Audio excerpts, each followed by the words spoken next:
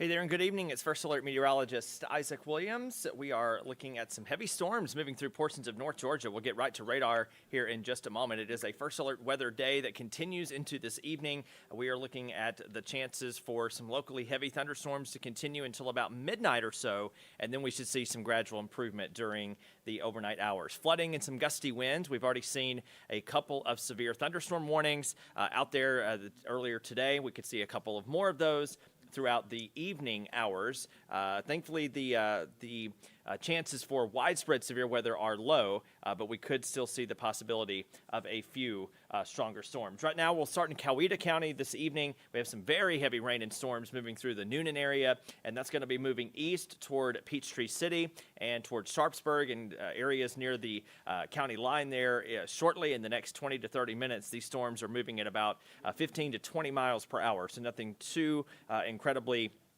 fast as summer storms do. Up to the north, Metro Atlanta getting very heavy rainfall. Now the metro itself downtown looks to be looking at a little bit of a lower rain intensity, but up to the north toward Midtown and Buckhead, heavy rain and storms will continue for you. And this is also up towards Sandy Springs and Chamblee moving to the east. So you folks out in Decatur, Brookhaven, Tucker, Stone Mountain areas in the next 15 to 30 minutes, you could see some heavy weather move in your direction. We also note a heavy downpour west of town, close to the county line there, just south of Mableton. That's also moving to the east. And light to moderate rain does continue for most of the connector, but the heaviest activity here with this particular storm has shifted east of 75 and 85. That could be impacting southern Gwinnett County if it holds together.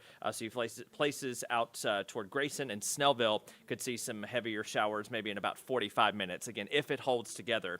Up to the north and east, we have some heavy storms in and around Clayton and Dillard and Rabun County, and then stretching back across portions, areas just south of Helen, Georgia, and then just south of Dahlonega up to areas of Hall County, just north of Gainesville. So you can get the idea that we have plenty of active storms around the region, but thankfully right now there are no active flash flood or severe thunderstorm warnings in north and central Georgia. But again, we'll have to be on guard for that to change as these storms will continue to have quite a bit of strength over the span of the next few hours. Back to the east, or west, I should say, in East Alabama, portions of Randolph and Chambers counties, seeing some storms there that could move back into LaGrange in the next 30 to 45 minutes. You've already been seeing some heavy weather there in LaGrange, and you could see some additional active weather move across the state line over the next, again, half hour or so. Again, we're expecting a very active radar picture for the next several hours up until about midnight or so,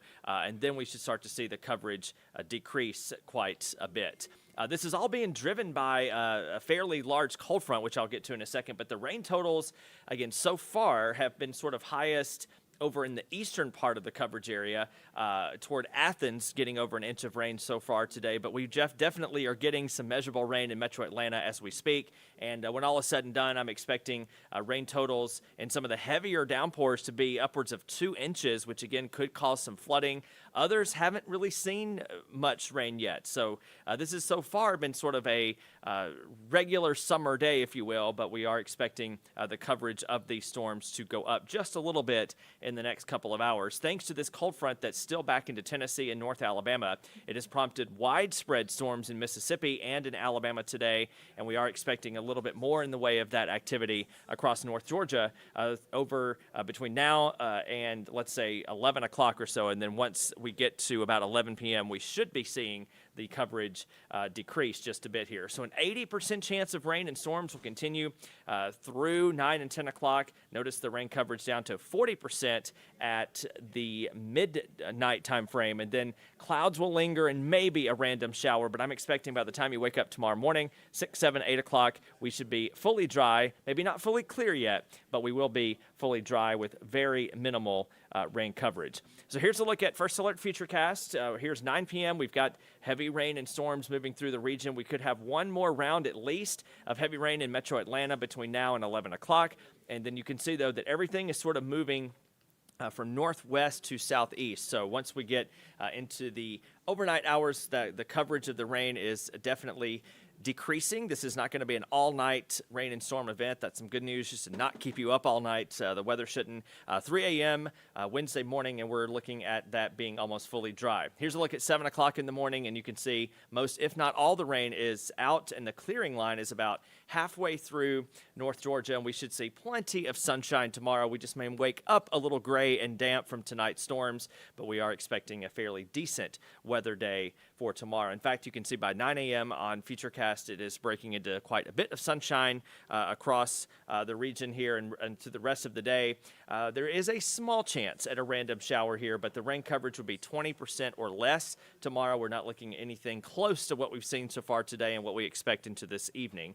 So that's some good news, but just keep in mind that maybe a rogue shower or two for Wednesday, and then by Wednesday night into Thursday, we have taken out the rain chance completely for Thursday and Friday. Friday, of course, the 4th of July, Braves on Gray Day coming up as well, and we've got some hot, sunny weather in store. If you're doing anything outdoors, just keep the sunscreen nearby, but there should not be any rain or storms after tonight, really, for the next several days. There are no more first alert weather days at the moment in the 7-day forecast, which is good news. We've got some quieter, calmer weather coming in. Over the weekend, we'll have highs staying in the low 90s and lows in the mid 70s. And then next week starts to bring back a slightly more regular summertime pattern where some summer storms will continue Monday and Tuesday.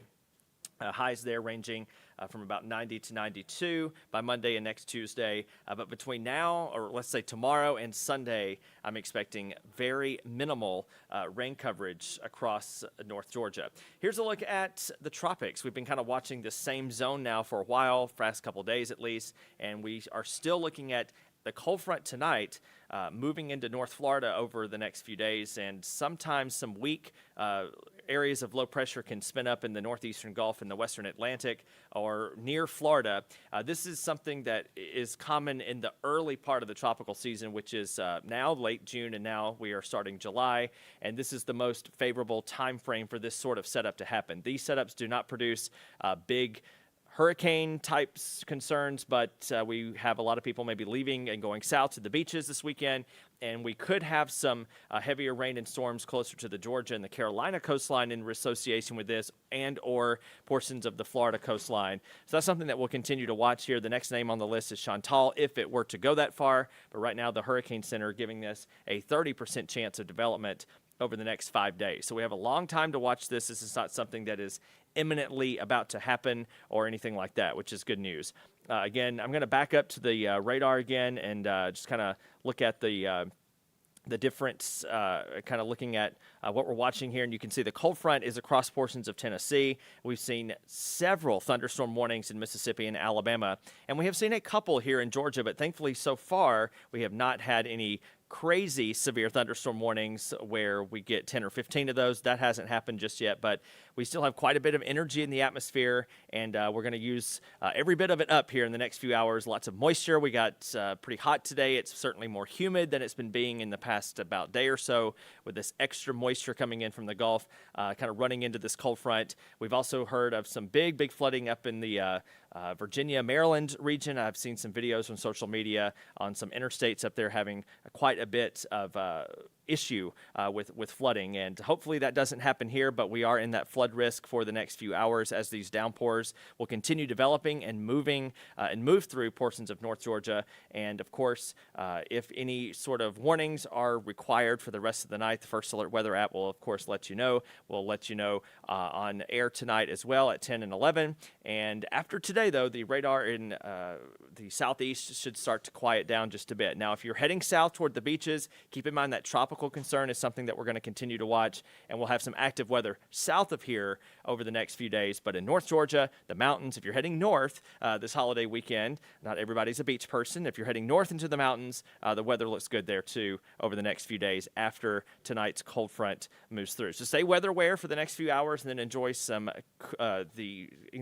quieter and hotter weather just in time for the holiday weekends. Stay up to date on your latest weather from the largest team of meteorologists in the Southeast. Download the First Alert Weather app for hour-by-hour forecasts and join us every weekday at 11:30 a.m. on ANF+.